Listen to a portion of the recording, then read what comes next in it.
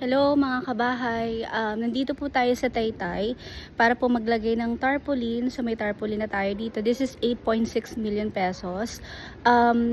Natirahan na po ito pero hindi naman po ganun katagal, and good as nyo po yan, kasama na yung mga gamit.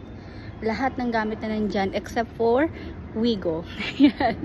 So meron akong full video niyan kung gusto nyo makita. So this is ano yan, mga ilang units to. So from this part po, papunta doon sa dulo. Yan. Tapos dito sa harapan niya, wala pang nakatayong mga bahay.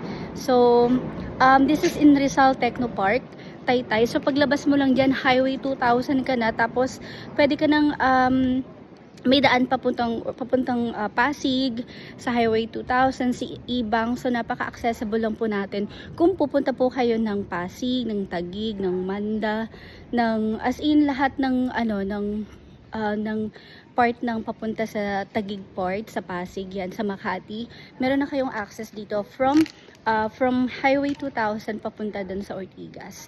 So ayan po yung property, and meron akong full video kung gusto niyo makita, nasa YouTube natin, or kung gusto niyo po mag-send po kayo ng Viber message, ito yung number natin sa Viber. Ito yung mga kalimitang ginagamit natin. Itong Smart, yan. Ito yung Viber natin. So, kung gusto nyong ma-view po itong property, let me know. Medyo mainit. So, maganda ang ating araw ngayon, yung ating weather. So, tayo lang ngayon as of now. So, naglagay lang tayo ng tarpaulin.